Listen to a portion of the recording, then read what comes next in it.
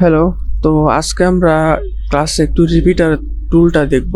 তো রিপিটার টুল দেখার জন্য আমি এখানে একটা কম্পোজিশন নিয়ে রাখছি এবং সবার আগে আমাকে একটা ইলিপস টুল নিতে হবে। আমি ইলিপস টুলটা এখান থেকে নিয়ে নিলাম এবং ইলিপস টুলের ট্রান্সফর্ম প্রপার্টিসে যে সব কিছু আমি 0 0 করে দিয়ে রাখবো পজিশন। ওকে, 0 0 হয়ে গেল। এরপরে আমাকে এইটার স্ট্রোকটা চেঞ্জ করতে হবে, 0 করে দিতে হবে। না, 0 না, অ্যাকচুয়ালি 0 বললে ভুল হবে। আমি একটু নীল নিয়ে স্ট্রোকটা এরকম নিয়ে নেবো। আচ্ছা, এটা একটু বেশি নীল হয়ে গেছে, আর একটু এরকম থাক। আর একটু স্ট্রোকটা বড় নিয়ে নেই। ওকে, এবার আমি এই শেপ লেয়ারের ভেতরে আরেকটা জিনিস নেব, সেটা হইতেছে এই স্টার টুল। সো এই স্টার টুলটা এরকম হইতে পারে এবং এই পলিগনাল টুলটা আমি এখান থেকে করে দিয়ে রাখি। এরপরে আমি স্ট্রোকে যাওয়ার পরে এটা কমাই দেবো একদম, এবং লাল হয়ে আছে, এবং এটারে স্ট্রোক থাকবে না, এটার ফিলটা আমি হোয়াইট করে দেবো। সো ফিলটা হোয়াইট করে দিলাম এবং এবার এটা ট্রান্সফর্ম প্রপার্টিসে যাব, যে এটাকে 0 করে দিব এবং এইটা এইখানে আনবো। এরপরে আমি একটা রিপিটার নেব।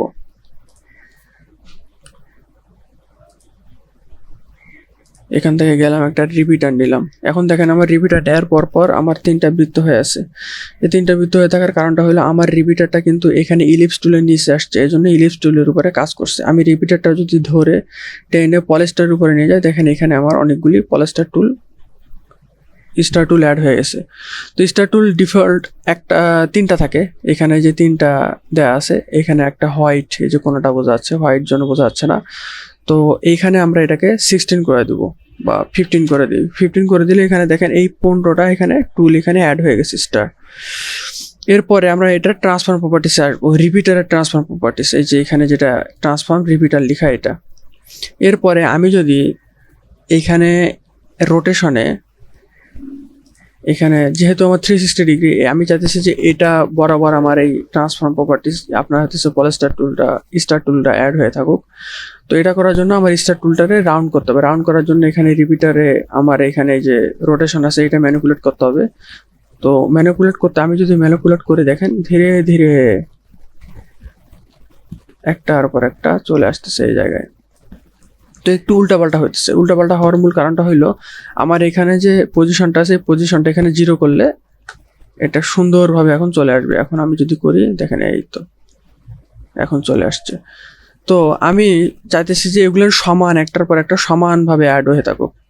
তো এটা করার মূল উপায়টা হইলো আমার 15টা রিপিটার, তো একটা সার্কেলে আমার 360 ডিগ্রি থাকে, এবং 360 আমি যদি 15 দিয়ে ভাগ করি, তাহলে আমার প্রত্যেকটা ভাগ আমার 24 করে আসবে। 24 ইয়া পরপর ও হইতেছে সমানভাবে একটা এই স্টার টুলগুলোকে ভাগ করে দিবে। আমি যদি এখানে 10টা করি কিংবা 5টা করি, 5টা করে ফেলাম, দেখেন এখন এখানে কিন্তু ঠিক নেই, কারণ আমার এখানে 360 বাই আগের যে 15 আছে বা ওইটা ছিল, কিন্তু এখানে আমি 360/5 করে দিলাম। দেখেন এখন 5টা স্টার ভাগ হয়ে গেছে সমানভাবে।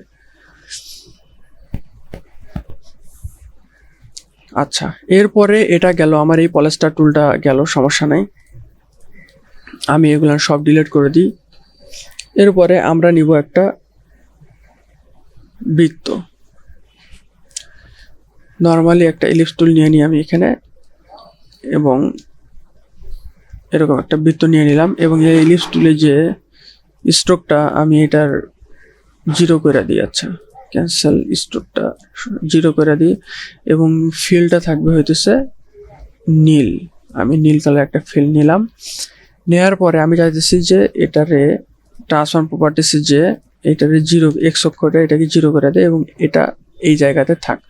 আর একটু উঁচাতে নিয়ে যাই, এটা নিয়ে গেলাম। এরপরে আমি এটাতে রিপিটার ইউজ করব। সো আমি এখান থেকে রিপিটার ইউজ করলাম। রিপিটার দেওয়ার সাথে সাথে 3বার, আমি যেভাবে আপনাকে বললাম যে ডিফল্ট 3টা আসে, আমি চাইতেছি যে এইখানে 8টা রিপিটার আসুক, এবং 8টা রিপিটার ট্রান্সফর্ম প্রপার্টিসে গেলাম। এইখানে আমি সবসময় পজিশনটাকে 0 রাখবো, যাতে করে 3টা রিপিটার একই জায়গায়, 8টা রিপিটার একই জায়গায় আছে। আমি যদি এখন করি, তো দেখেন আমার এখানে সুন্দরভাবে চলে আসছে। তো আমি যদি চাই যে এখানে আমার 360 সমানভাবে সব কিছু অ্যাড করতে চাই, দেন 360/8 করলে আমার সমানভাবে সবগুলি চলে আসবে।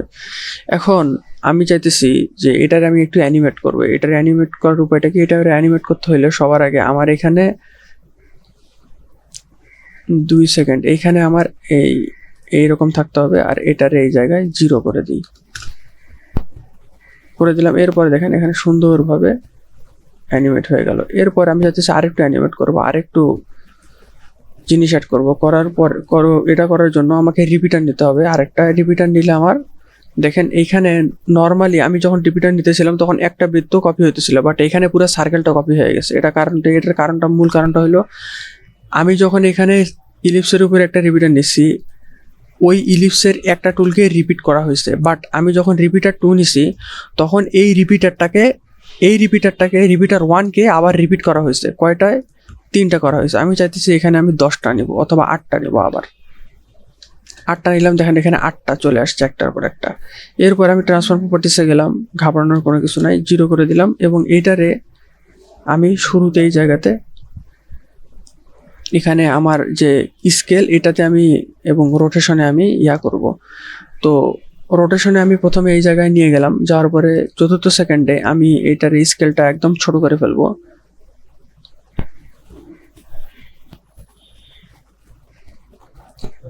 এবং এইরকম আমি করে ফেললাম। এরপরে আমি 6ষ্ঠ সেকেন্ডে যে এইটারে জাস্ট জুম করে ফেলবো এরকম, এবং এটা চাইতেছি যে এভাবে আরও একটু এরকম থাক।